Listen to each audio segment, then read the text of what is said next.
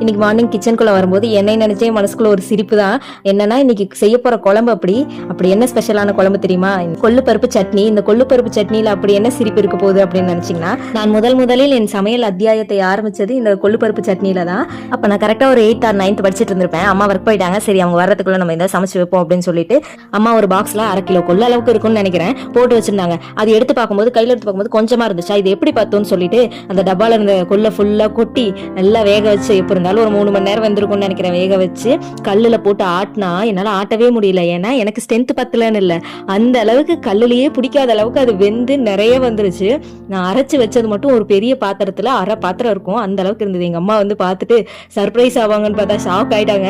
இவ்வளோ செஞ்சு வச்சிருக்கியே அப்படின்னு சொல்லி, இவ்வளவும் வேஸ்ட் தானே அப்படின்னாங்க. 2 நாளைக்கு நீங்க தான் வச்சு சாப்பிடணும்னு சொல்லி திட்டிகிட்டே இருந்தாங்க. ஆனா என்னை பாராட்டணும். என்னன்னா அந்த வயசுலயே ஃபர்ஸ்ட் டைம் குக் பண்றேன்.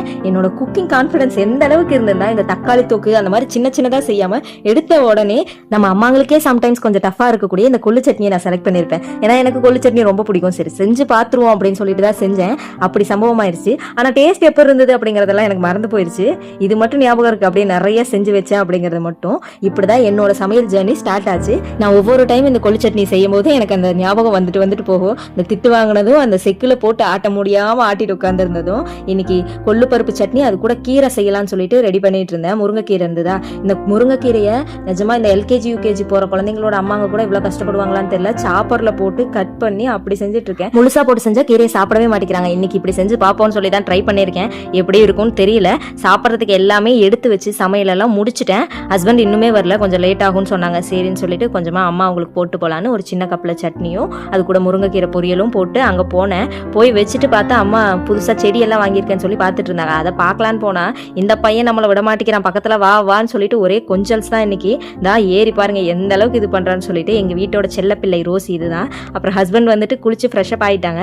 ஆனா பையன் மன வருத்தத்துல இருக்கான். இன்னைக்கு என்னன்னா மந்த்லி சடவுன், இன்னைக்குன்னு பார்த்துதான் ஆகணுமா அப்படின்னு சொல்லிட்டு புலம்பிட்டே இருந்தான். அது என்னமோ தெரியல, இவனோட ராசியா என்னமோ வீட்டுல இருக்கிற அன்னைக்கு கண்டிப்பா சடவுன் இருக்கும். அவன் ஒர்க் போற அன்னைக்கெல்லாம் சடவுன் ஆகவே ஆகாது, வீட்டுல இருக்கிற அன்னைக்கு தான் கண்டிப்பா ஆகுது.